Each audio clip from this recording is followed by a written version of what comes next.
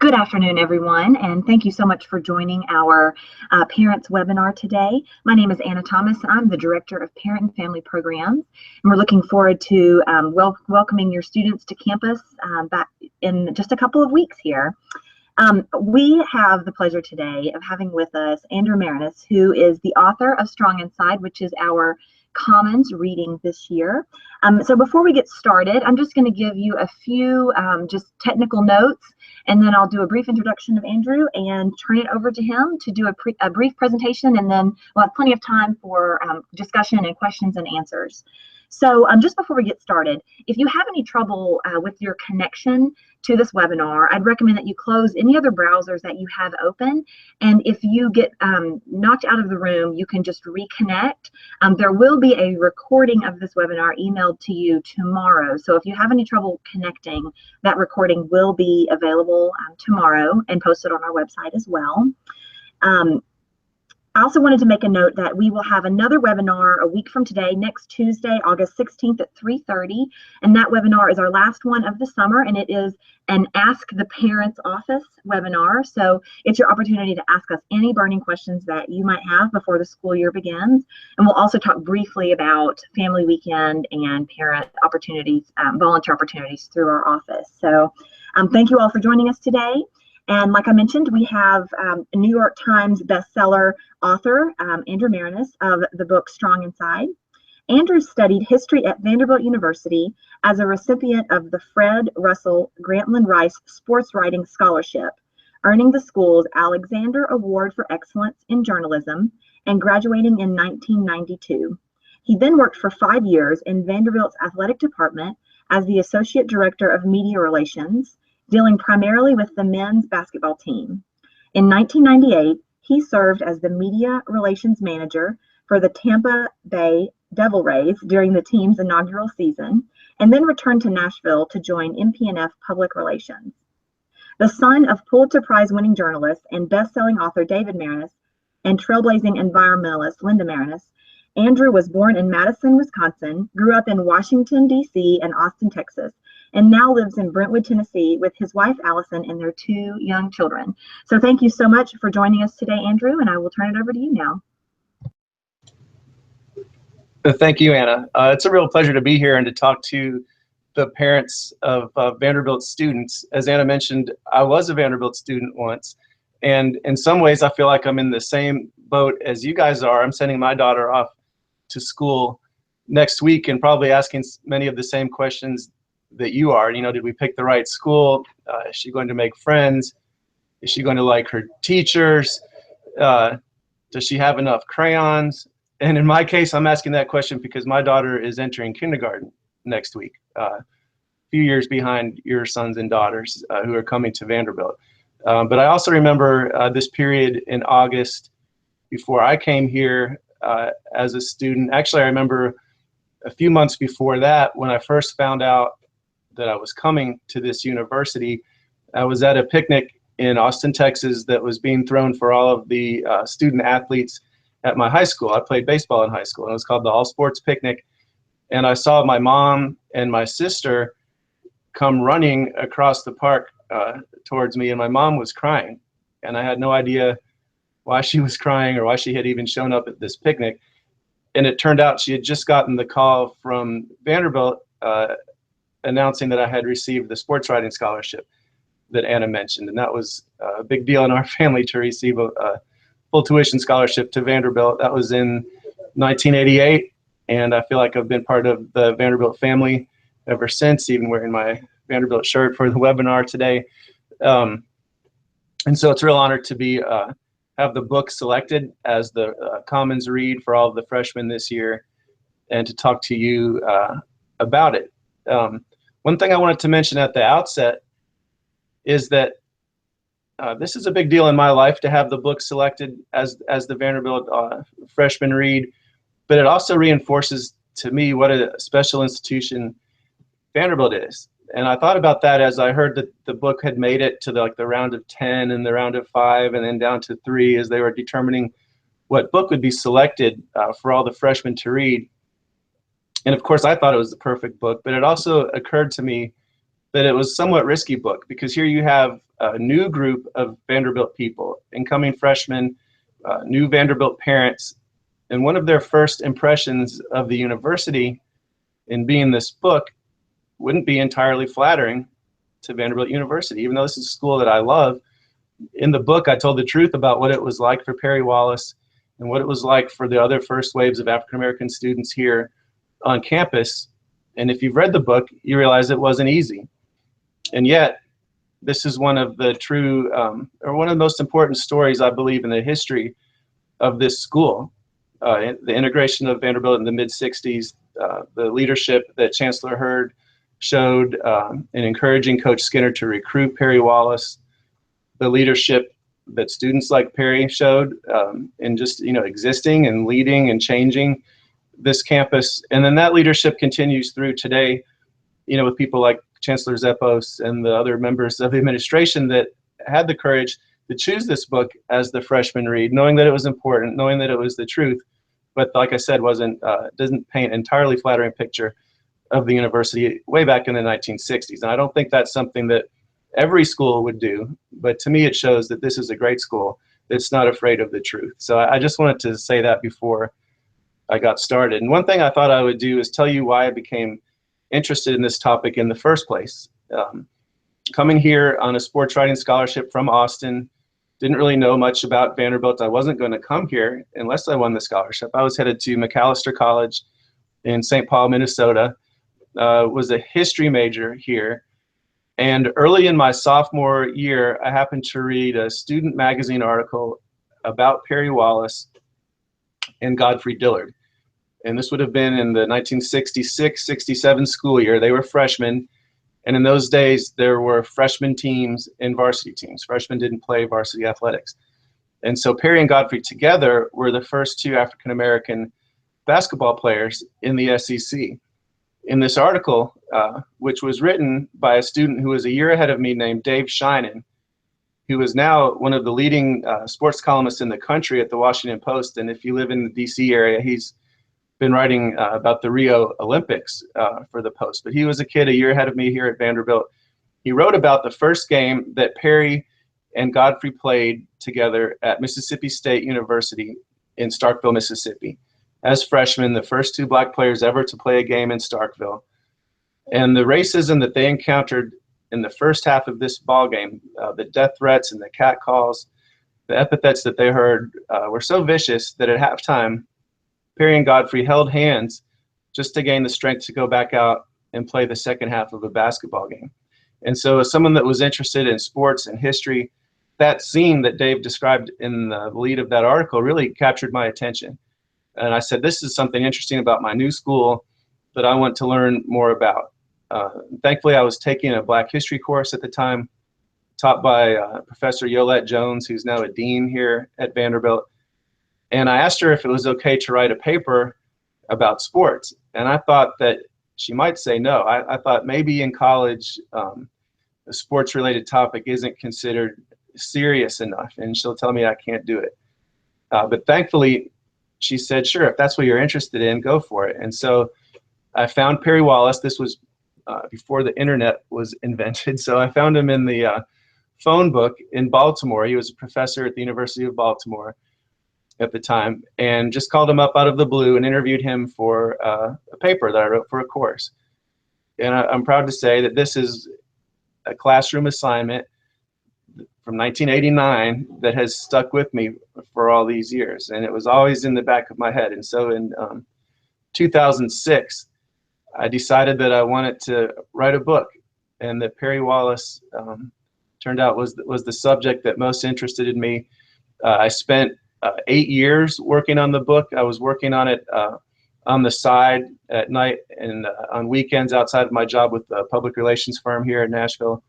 And so for 4 years, I spent just on the research side, in libraries and archives, and interviewing almost 100 people, interviewing people like Perry Wallace dozens and dozens of times. And then the second 4 years was actually writing and editing the book.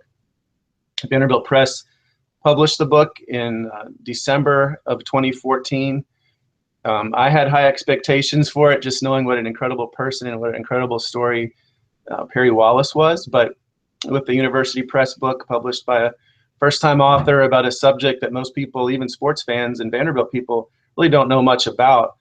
There was, some concern about, was anyone going to even buy this book? But working very hard with Vanderbilt and with journalists around the country, launched a pretty big PR plan and campaign, and the book became a New York Times bestseller the first month it was out for sale on both the sports and civil rights lists. It received the RFK Book Award, Special Recognition Award, and the Lillian Smith Civil Rights Book Award. And I say that not to brag, although maybe I am, but to say that this is much more than just a sports book. That's really important to me. I'm sure that there are some incoming students who are not interested in sports, and that's great.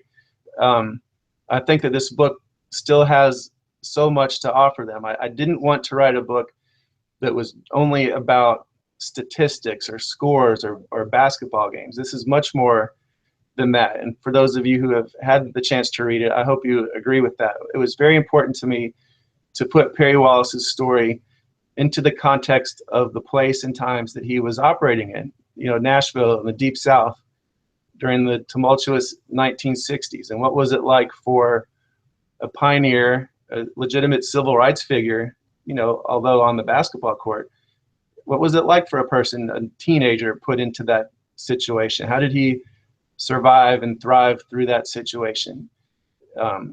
What was Nashville like at the time? What was the Vanderbilt campus like at the time? Who were the leading figures, the professors and the chancellor and the alumni? How did they react to this controversial history that Perry was making? So, I think it's a true, my mind, an interesting narrative history of a place and a time, and I hope that that's what the students will take from it, even the kids who have zero interest in basketball. When I wrote this papers as a student, I was, however, a typical sports nut. I was the kind of kid that picked up the sports section first in the newspaper or TV station that I had on most was ESPN. And so I look back at the papers that I wrote back then, and they're mostly about what was it like for Perry on the basketball court, how did the fans treat you, how were you treated at road games, things like that. But when I got into the research for this book, it really became obvious to me that his story was so much more than a sports story, that it's a legitimate civil rights story. And you think about how closely Perry's life tracks with so many key people and events in the civil rights movement. Here's a kid that starts kindergarten in 1954, the year of Brown versus Board, no more separate but equal. He's around Emmett Till's age when Emmett Till is murdered in Money, Mississippi, and that had a profound impact on a young Perry Wallace. In 1960, he was 12 years old when the lunch counter sit-ins were taking place here in downtown Nashville, and he would sneak over from his home in North Nashville with friends to watch what was going on with his own eyes. These are young African-American students from Fisk University, Tennessee State, Vanderbilt, who were participating in the lunch counter sit-ins, and Perry wanted to see it with his own eyes. 3 years later, in 1963, he enters Pearl High School, black high school here at Nashville, a week after Martin Luther King's I Have a Dream speech. He's in high school for the passage of the Civil Rights Act and the Voting Rights Act. And so what he told me was that he could sense that the country was changing, that there would be opportunities coming for him and for his classmates that hadn't been there for their older siblings or certainly for their parents, and that he needed to be prepared to take advantage of these opportunities. And so he was. He wasn't just a great basketball player, and he was a three-time state champion at Pearl High. He was the starting center on those teams. He was the best dunker on a team where every single player, even the shortest point guard, could dunk the basketball. But, as sort of the ideal Vanderbilt student athlete, he wasn't just into basketball. He was also the valedictorian of his class. He was really into math and science. He played the trumpet. He had 4 older sisters who had all gone to college, and he read their college textbooks. He spoke multiple foreign languages before he arrived here on campus. He was a Sunday school teacher, sang opera, did karate, a real Renaissance kid of the mid to late 1960s. And he actually saw basketball as a means to an end, a ticket out of Nashville and out of the segregated South. And so he was interested and using basketball as a way to earn an athletic scholarship to a Big Ten school in the Midwest. He was recruited by Northwestern, Wisconsin, Iowa, Michigan, Purdue. He was also recruited by John Wooden, the great UCLA coach. And for a long time, that's what he thought he was going to do, until he starts going on recruiting trips to many of these campuses, and he sees sort of the ugly side of college sports. He would show up and be offered cash, cars, townhouses, and he was a straight arrow, and so those types of things were not of interest to him. But most concerning to Perry, he was told, if you come to school here, you're just here to play basketball. Don't worry about your classes, or you don't really even have to go to class, or we'll just find you the easiest classes so you can just concentrate on basketball. And what Perry told me was he was not going to trade one plantation for another. And what he meant by that was he wasn't going to leave the Deep South only to go to a northern school where he was going to be exploited for his athletic ability. So at that point, he begins to take Vanderbilt seriously. This was 1966 as he's being recruited. And that was interesting because here's a school, Vanderbilt, that had only integrated its student body, undergraduate student body, 2 years earlier in 1964. So his whole life growing up, he never would have considered coming here to Vanderbilt because he wouldn't have been welcome here. But school was integrated in 64. And the reason that Vanderbilt was interested in Perry Wallace goes back to the same 1960 sit-ins that he was watching as a 12-year-old kid. And leading the sit-ins at the time was Reverend James Lawson, a friend of Martin Luther King's that King had sent to Nashville, to do the sit-ins.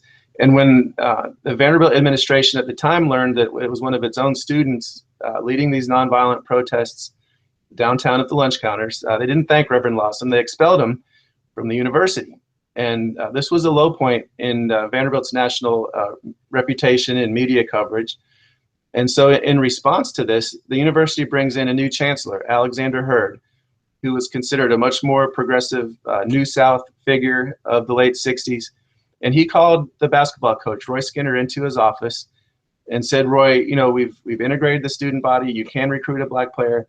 And in fact, I would like you to. And right across town, you had Perry Wallace, this star player on a great team who was a valedictorian, and he made sense as the player that Coach Skinner would recruit. And so the only question was Perry going to accept this dangerous assignment to integrate the SEC?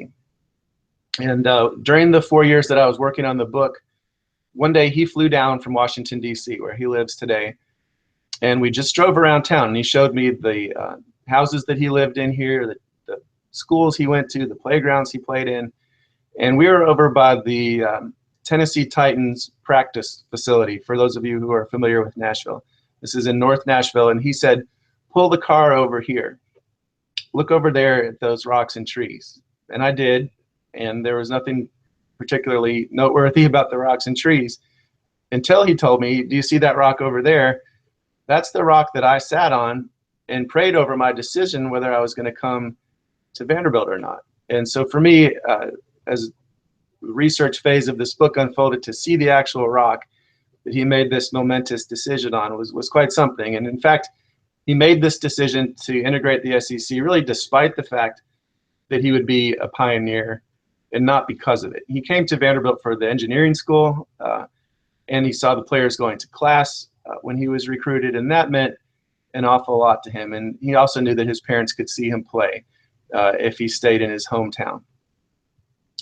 So Perry arrives on campus, and he has this saying that he uses today that any one of us can treat other people in any of three ways. You can be treated well, you can be treated poorly, or you cannot be treated at all. And right from the very beginning, he begins to experience all of these three different types of treatment. He was treated well by some people. Chancellor Hurd was happy he was here and would meet with Perry and other African-American students, check on how things were going. The university chaplain, Bev Asbury, would do the same thing. There were professors like Vereen Bell, an English professor that just retired here in the last year or two, who befriended Perry. Administrator K.C. Potter, some white students who had gone to integrated high schools would make an effort to reach out to Perry. And there was a small group of African-American students here that formed the first Afro-American Student Association while Perry Wallace was a student at Vanderbilt. So he did have pockets of support. But for the most part, he was treated either poorly or not at all. And I go into great detail about this in the book. I'll pick out a couple examples to tell you about.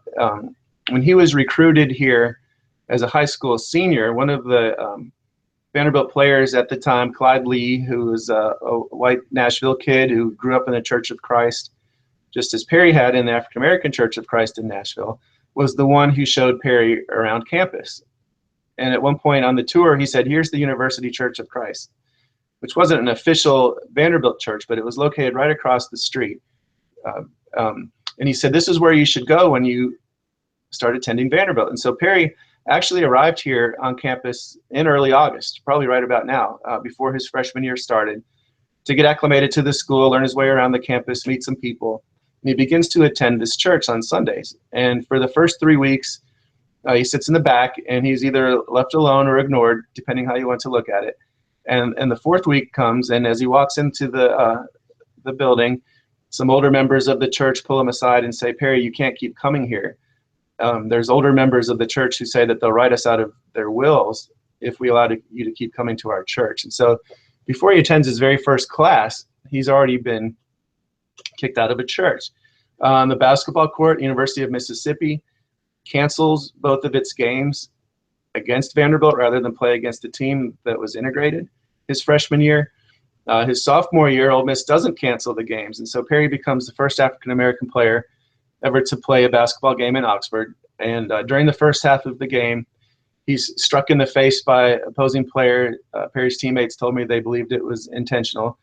And he's bleeding from his nose. He can't see out of one of his eyes. The referees don't call a foul. They don't even whistle a stop to the game so that the team trainer and manager can come out to see him. And so it's not until the next dead ball that they are able to come out to assist Perry. And as they walk him across the court back to the Vanderbilt locker room, the crowd rises and cheers the fact that Perry has been injured.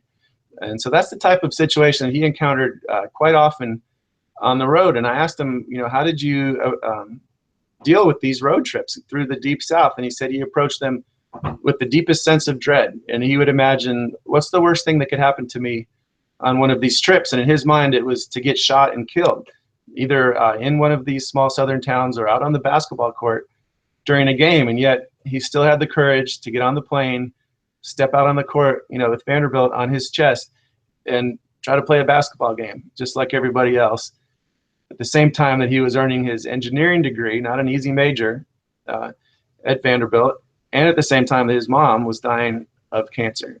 So you can see what incredible strength, which is part of the reason the title. He was not only just a strong inside basketball player, he has incredible strength of character. Just a real amazing person. But the third way that Perry said you could be treated is to not be treated at all. And he told me that was actually the most difficult part of his experience and the most difficult part of the aftermath of his experience. And that was cases where you might show up in a classroom, be the only African-American kid, and notice that no one's sitting in the row with you or the row behind you, or that the professor is not calling on you, or that when the professor does call on you, you feel like your answer represents every African-American person in the entire world and all eyes are on you, or there's black bands at the fraternity parties, but they won't let you join the fraternity. And he said in way after way, he was denied his humanity, and that was the most difficult part of his experience. But Perry doesn't quit. He was a student of history and of Jackie Robinson in sports history, and he knew that he had started an important mission and that it mattered to a lot of people that he complete this journey and earn his degree and make his parents proud. And so he doesn't quit. His mom passes away before his senior season. He dedicates the last game of his career to his mom, and he goes out and scores 29 points and has 28 rebounds, plays an incredible game, gets a standing ovation. And this could have been the happy ending to his career. But the way Perry Wallace is, he suspected that people were a little bit too eager to wrap up this happy story and to say, okay, we've done it, we've integrated the university, there's nothing more to learn here. But Perry knew that there was a lot more to learn. There were a lot of unanswered questions and that things were just beginning. And so at this high point where he's walking off the court with the standing ovation, his career's over, he decides that the very next day he's going to grant an interview to the Tennessean, the local paper here, and talk truthfully about what his experience had been like. And he suspects that in doing so, he'd be writing his ticket out of town. And a lot of people weren't going to be prepared to hear what he had to say or want to hear what he had to say. And so he talks about what his experience had been like. And unfortunately, he was correct about the reaction. He talked to the sports writer and the editor of the paper, and they said the phones rang off the hook the next day with people calling to cancel their subscriptions or calling Perry Wallace ungrateful and wishing him good riddance out of town. So Perry leaves. He's drafted by the Philadelphia 76ers of the NBA, plays 1 year of minor league basketball, works for the National Urban League around the country for a year, and then applies to law school. And he, again, doesn't take the easy way. He goes to Columbia University Law School, Ivy League Law School, graduates there and begins a career as a trial attorney for the U.S. Department of Justice for about 7 years. And then he enters academia, and he was a professor at the University of Baltimore, George Washington University, and today he's a law school professor at American University in Washington, D.C. When this book came out in December 2014, the first event that we had, the day it came out, was in D.C. I went up there to see Perry. We spoke at Politics and Prose, the great independent bookstore there. And it was a great event. A lot of his law school colleagues were there. My family who lives in the D.C. area was there. And so it was very warm and friendly. But the next day we were headed to Nashville, where I've lived now since I came here as a freshman in '88. Perry hasn't spent too much time here since 1970, when he felt he was essentially run out of town. And so he said, Andrew, I think we're headed into a hot situation when we go back to Nashville. And he didn't mean hot in any good sense of the word. We really weren't sure what the reaction was going to be. I was hoping that the reaction would be entirely warm and positive, and you see rankings about Nashville being the friendliest city in the country, and I buy that, and I was hoping that Perry would experience that. And thankfully, he did. We did an event together at the downtown Nashville Library in an auditorium that seats 250 people, and 400 people showed up. So there were another 150 across the hall watching on TV. And after we both spoke for an hour, we sat down together to sign books. And there was a line of people that stretched on for about 2 hours, people coming up to shake Perry's hand and get him to sign their book. And I noticed that a lot of these people had tears in their eyes or bloodshot eyes, looked like they had just been crying. And it turned out that many of them had been classmates of Perry's, Vanderbilt class of 1970, who for the first time were really hearing and feeling what Perry had been through. And so they were coming up one after another and saying, Perry, I wish I had been there for you. I wish I had been paying closer attention. Please forgive me. You're my hero. It was a really heartwarming scene that night, not just for me, but I know that it was for Perry as well.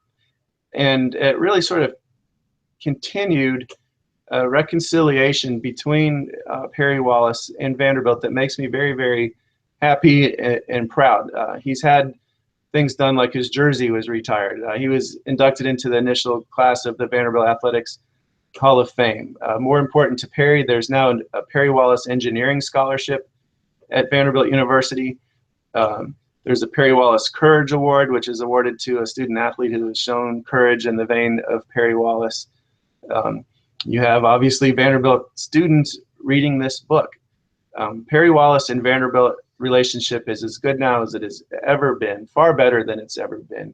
He loves this school. He told me that if he was the type that put a bumper sticker on his car, it wouldn't be a Columbia Law bumper sticker, it would be a Vanderbilt University bumper sticker. And he said to Chancellor Zepos, put me to work. You know, he wants to be here engaging with students. He's a teacher. That's what means the most to him. And I think he feels like his experience is really only worth as much as people learn from it. And so that's why I'm proud that all of your children will be reading this book, learning about this pivotal figure in Vanderbilt history, and along the way learning a little bit about this town, Nashville, and this university, Vanderbilt, that they're now a part of and that you're a part of. And I can't wait for the students to arrive. I know there are so many events planned this semester, small groups, large groups, special projects. There's going to be an exhibition at the art gallery on campus related to the book. several seminars. I know some field trips in buses to see different parts of town and learn about Perry's life. So this is just incredible for me. It's a real pleasure to talk to you, and I think we're going to answer any questions that you all have. I see that some have come in already. If you have more, please send them in. Anna and I are going to reconfigure the chairs here so that she can read them, and I'll do my best to answer all of your questions. So thank you. If you're on campus this semester or anytime over the next 4 years, I live here in Nashville and would love to meet as many of you as possible. Thank you. All right, just bear with us a minute while we get set up here for the Q&A. Okay, so we've had a few questions that have come in during the webinar, and then I see a few more that have come in. So we'll start with this one. So you addressed this a little bit, but what is Perry doing now? Okay, so Perry lives in Silver Spring, Maryland, and he works at the Washington College of Law at American University. So he's a law professor, has been at American, I think, for about 20 years now. And he still has sisters that live. He has one sister in Memphis, so he comes back to Tennessee fairly often to see her. And then with everything that's happened with the book, he's been in Nashville probably more over the last year and a half than he had in the previous 40 years. So Nashville is, I would say, is kind of his second home now. Right. And I understand, so he's doing some press with you for the book, and I believe there's the Lawson lecture coming up this fall. So maybe you could mention that and talk a little bit more about that. Okay, as well. So on September 27th at 7 p.m., which is during Parents Weekend, I understand, the James Lawson lecture, I mentioned Reverend Lawson is a key part of this story. So there's now a lecture series named after him, and Perry will be here along with Godfrey Dillard, who I mentioned briefly in these remarks, but he was Perry's one African-American teammate as a freshman.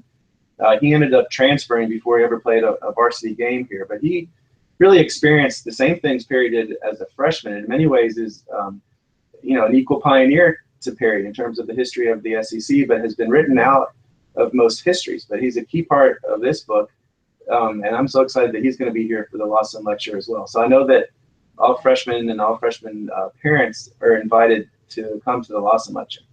That's great. That's wonderful. So another question that came in was, are the problems that Perry and Godfrey face still prominent today at Vanderbilt? And if so, to what extent? Well, I think, you know, one of the things that came up as this book was released is you saw so much activity on college campuses around the country related to how African-American students and other students feel on their campuses and what are the issues that they have. And I've spoken at the University of Texas, at Samford University in Birmingham, Belmont, Vanderbilt, Concordia College in Chicago.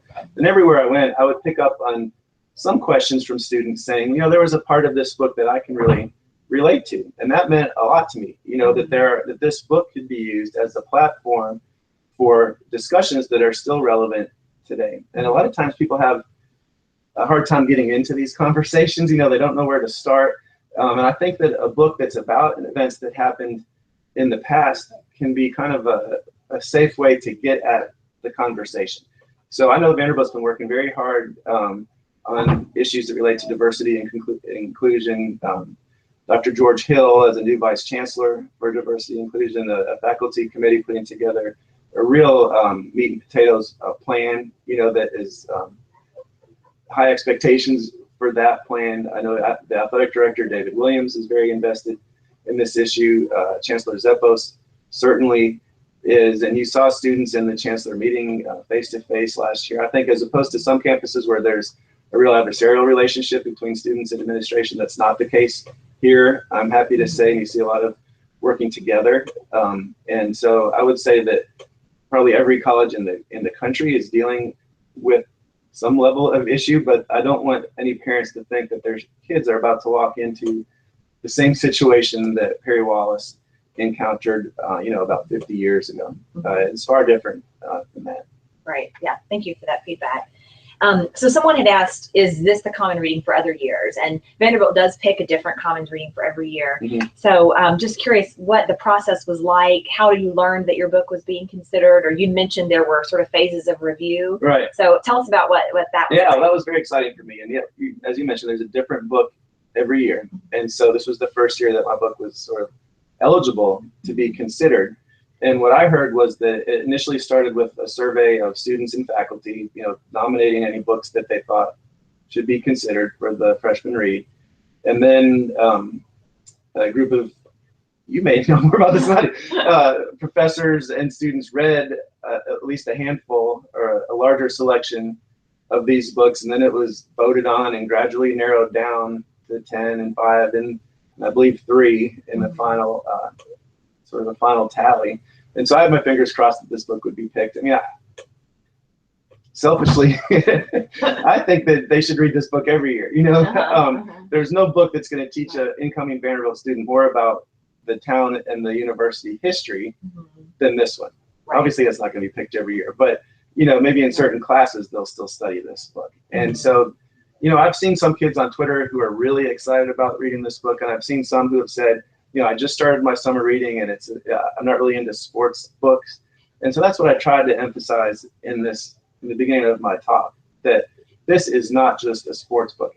Just a sports book wouldn't be worthy of a Vanderbilt University all freshman read. You know, this book was selected over like Ta-Nehisi Coates' book, you know, so it had to have something in it that is much more than just sports. And so what I'm most proud of this book is the way it delves into civil rights history in Nashville and around the South, and just the, you know, what an interesting time to be in college in the 1960s. When Perry was a freshman, the speakers at the Impact Symposium, which is the student-run student seminar here on campus that still exists, parents, the speakers that year were Martin Luther King, Stokely Carmichael, Strom Thurmond, and Allen Ginsberg, who all represent sort of these different strains of the 1960s, and they were all in Memorial Gym over the course of 2 days in 1967. Otis Redding played his last concert here before he died in a plane crash that same year. You had all of the key figures. Robert F. Kennedy was here the next year for Impact. William F. Buckley. All the key figures of the 1960s were on this campus at the same time Perry was. And so the book talks about all of that as well. So it provides a great history of Vanderbilt. Yeah. Okay, so we've had a few other questions come in here, so let me just check on these. So someone asked, any plans for a screenplay? Anyone interested in movie rights? All right. Yeah. So right now, what's been happening with the book, I've just finished editing it to become a middle grade book. So if any parents have kids that are about 10 to 14 years old, January 3rd, it'll come out in an adaptation for middle grade students. There's a documentary that's all the interviews have been shot. They're in the final editing stages right now. So this coming spring, the documentary will be coming out. And then, yeah, I think this would make a great movie. If any of you guys out there have any connections in Hollywood, that's right. Let's go for it. Just get in touch. Great. Okay, and then let's see. So there's some feedback here. So Michelle says, I love how the book intertwined concurrent history, very relevant in light of the Black Lives Matters movement. And then someone asked, the church is a big part of Perry's life growing up. After the rejection from the Church of Christ, did he find a spiritual home at Vanderbilt? Not at Vanderbilt. And he actually went through a bit of a period where he kind of gave up on the church. There was a church in his neighborhood, since he grew up here in Nashville, that the preacher there would pick him up and take him back over to the Schrader Lane Church of Christ for a period while he was in college. He went through a difficult church experience after his mom died also. He was at the service and someone said, what are you going to do now, Perry Wallace? You're such a mama's boy. What are you going to do now that your mom's died? And these were people that were a little bit jealous of Perry's success. And that happened at church also. So he had a few episodes that kind of turned him off. But since then, he's regained that part of his spiritual life. I know it's important to him and to his wife and to his daughter. But you know, for the remainder of his college experience, he didn't find it something that was bringing him as much comfort as he would have liked. Okay. Let's see. So people are asking about the Lawson lecture. It's going to be recorded. I don't know about that, so we'll have to check on it and see. I have a feeling that we could make that happen if it's not happening. So we'll look into that. So he says, any plans for Perry to be a visiting professor for Vanderbilt in the future? That's a great question. I think it's something he would like. One thing that could possibly prevent it from happening, he has a special needs daughter. His daughter, Gabby, has Asperger's. She's in her early 20s. She's in college and has done fantastic. People told Perry and his wife that she would never be able to make it to college, and she is. And she's great at math and art, and he's very proud of Gabby. But it would require moving the whole family down here for him to do that. So I don't know if he will, but I know that he is interested in pretty much every invitation he gets to come back and talk to kids at Vanderbilt. That's a very important thing for him. Also, for anyone out there that's familiar with Nashville, there's an all-boys school here, Montgomery Bell Academy, that has selected this book as their all-school read this semester. Wow. So all the kids at MBA are reading the book. Perry will be coming to Nashville to talk to them. Oh, I know that the new basketball coach, Bryce Drew, is familiar with Perry's story and plans to do a lot to honor him. This year, it's the 50th anniversary of Perry stepping foot on campus, and so the basketball team wants Perry to come talk to them, to the players, and to be here for games. So, this is kind of the year. Right. This is the Perfect 50th timing. Anniversary of him arriving. Next year will be the 50th anniversary of his first varsity season. With the book and the children's book and the documentary, there'll be a lot of excuses to invite Perry to campus. So I hope he'll take us up on most of those. Okay, great. So let's see, we've got another comment. Sad that these issues are so timely today.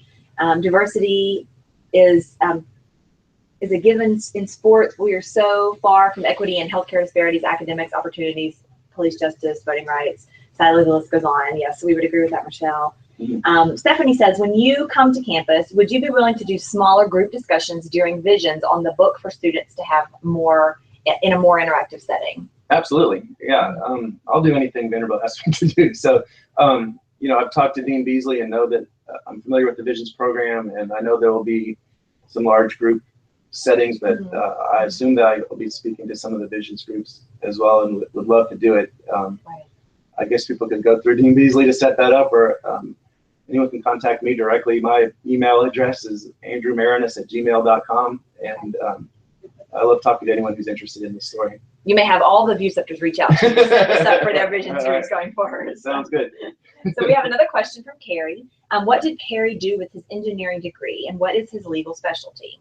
Okay, so yes, he majored in engineering and engineering math. I think he felt like, given what he had gone through at Vanderbilt and the social issues that were at the forefront in the 60s, that social justice was what he really wanted to do, even though he had earned this engineering degree. And so he felt like the best way that he could affect change was through the law. And so he decided to go to law school. He was just honored by the Vanderbilt Engineering School, though, last year as one of their distinguished alumni. And in his speech, he talked about how valuable sort of the analytical mind that you develop as an engineer was to him as an attorney, and had been so valuable throughout his life, and that he actually has specialized in part in environmental law. And so his understanding of science that he developed through his engineering background was important to him there as well. So his specialties have been environmental law, international law, and business law. So very diverse range of fields. And one interesting thing about Perry as a professor and as an attorney is that that's what he does now. I mean, he didn't exist as a Vanderbilt basketball player for his whole life. The book is a lot about that, but that's just 4 years of a 68-year-old person's life. He wants to be taken seriously as an attorney, as a lawyer, as a professor. You go into his office now in DC, there's not a single picture of him playing basketball or trophies or nets from games. He's not the kind of guy that lives off his basketball success, even though he had a lot of it. He's much more complicated, interesting, nuanced person than that. He's not sitting around telling stories about his basketball days. He could tell you so many interesting stories about his career. And that's one of the things that makes Perry so interesting, and again, elevates the book to something that's different than just a typical sports biography. Right. Okay. And we have another comment from Marie, who says that she commends Vanderbilt. We can't move forward until we know our history, so that we don't repeat the history. Hopefully reading this book will create more open dialogue with the students and faculty. Yeah, and I just wanted to reiterate that point I made at the very beginning. And I'm wearing this Vanderbilt shirt, but I don't work for Vanderbilt. But I am so proud of the university for being willing to select this book, knowing that, like I said, it's one of the first impressions that these students and parents are getting of their new school. But just like the questioner said, this is how you progress. I interviewed David Williams, the athletic director for the book, and he said, people don't judge you for who you were, they judge you for who you are. And who Vanderbilt is the type of school that does select this book and exposes kids to its history and lets them make their own choices about the school they want to create during their 4 years here. And so I hope that the students will take inspiration from people like Perry Wallace, who are existing at a probably more tense and dangerous time and yet still succeeded and still found ways to improve the situation, and I think there's so much to learn from this book. And that's why I really hope that the kids who aren't even interested in sports will give it a shot, because once they get into that section, I think every incoming student can relate to maybe feeling a little bit different in a new environment, or wondering, are their contributions going to be valued in this new environment, and how do you operate in this new setting and make the experience that you want to have. And these people did it, and it's a great learning opportunity. Wonderful. Stephanie asks, or Suzanne asks, we've got a few questions that have come in. Suzanne asks, do you think Perry would choose to attend Vanderbilt again if knowing what his experience was going to be like, or would he go to a school up north? Yeah, this is a question that I've seen him ask before, and you don't usually get the answer that you want to hear. I think all of us associated with Vanderbilt would love to hear him say, as difficult as it was, yes, I would do it again. But I think the true answer is that you probably wouldn't. And that's because only Perry knows what it took out of an 18, 19-year-old kid to go through the experience that he did, and how difficult it was for him just to survive it, and to keep his sanity and to still graduate when you're going down to Alabama, Mississippi, and people are telling you over and over and over again that they want to kill you, or you walk into a class and the professor uses the N-word. Right. I mean, so that was a very difficult experience for him. Saying that, though, he's extremely proud of what he did, and now that he did it, he wants to make the most of it, and so he wants to be engaged with this university and with students, to tell the story. He doesn't go around boasting or bragging about what he did, but he had all the time in the world for me when I would ask him questions over the course of 8 years, and was eager to tell his story so that people could learn from it. So Stephanie asks, did you find it difficult to write about Perry's struggle with racism when you have not experienced racism as he did?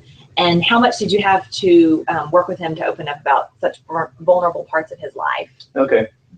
So the second part first, I think it was really helpful that I had interviewed him so long ago. The first time I interviewed Perry was in 1989, like I said, when I was just a teenager, and I was very sort of naive about this subject then, but really interested in it, and tried to do the best I could in telling his story. I shared my paper with him after I had written it, and he told me he felt like I kind of got it, and so when I came back to him years later, he remembered the paper, and he said, yeah, I'm willing to work with you on this. And so the fact that we had a relationship going back so far was really helpful. The other thing that was so helpful is that Perry's a teacher, so here I am. Yes, I didn't go through what Perry did, but I feel like I'm a good student, and ask good questions and actually listen, so if you combine that with someone like Perry, who wants to teach and wants to help you learn and understand things that you didn't experience yourself, that's a good combination, So I've had Perry Wallace as my teacher on race relations since I was 19 years old, and I'm 46 now. So I feel like that was what allowed me to really get this story. Also, just trying to immerse myself in the times, so I didn't just interview Perry, I interviewed anybody I could find that went to school with him, or the administrators and teachers and coaches that were still living. Like I said, almost 100 people. Read probably every issue of the student newspaper that was printed between 1965 and 1970. Read every issue of the Tennessean and the Banner from those same period. I set my satellite radio in my car to the 1960s station, so I was hearing the same music that he would have heard then. I read other books about the 60s that had nothing to do with Vanderbilt or sports or Nashville, just to kind of feel like I was in that era, and so in every possible way. Plus my parents were in school and college at the same time, so I'd heard their stories. Every possible way I tried to pretend basically that I was living through that time period. Michelle says, hopefully the book will stimulate campus activism and further diversity with admissions and recruitment, etc. Yeah, and I do think, like you mentioned earlier, I think this is the perfect convergence of time with the book being selected, but also, you know, with our new Equity, Diversity, and Inclusion Office and all the initiatives that they'll be taking on in the coming year. So it will be an interesting conversation and dialogue at Vanderbilt. Yeah, so it's really exciting to see it. Yeah, and I talked to Frank Dobson, who runs the Black Cultural Center. I know he's planning a series of events related to the book. One thing that Perry Wallace has said is the important role that students play in this. You know, just as students always are, you know, interested and active, and can play an important role of holding a university accountable. If you say this is what you're going to do, it's students that are going to be saying, okay, have we done it?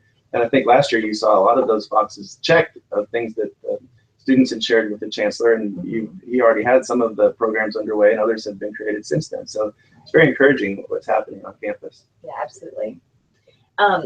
So we have another question that came in. What happened to the player who faced challenges due to his interracial romantic relationship? Okay, so yeah, I didn't talk about that today, but I have a passage in the book about Terry Thomas, who was a Vanderbilt football player, who was a little bit of a counterculture type of guy at the time, didn't quite fit in with the kind of crew cut football scene at the time.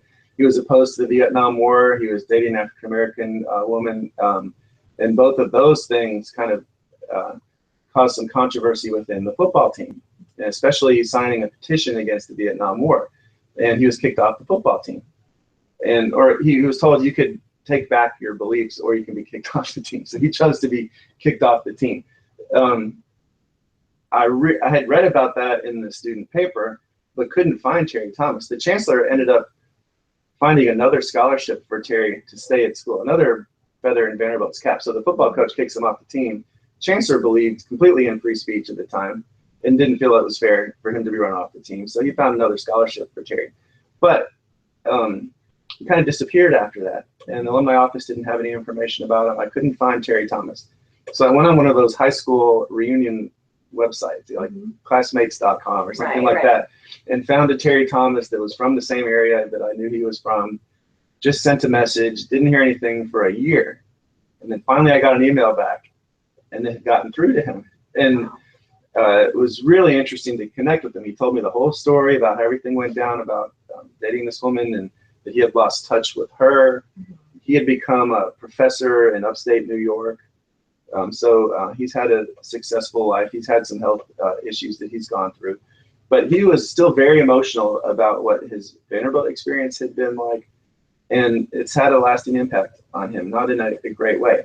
But having a chance to talk about it again and have his story told in the book, I think was somewhat therapeutic for him. And he's written a lot about it, just writing his own personal essays and stories that he gave to his daughter. And so he shared all of those with me. And a lot of that chapter comes from what I learned from his own writings.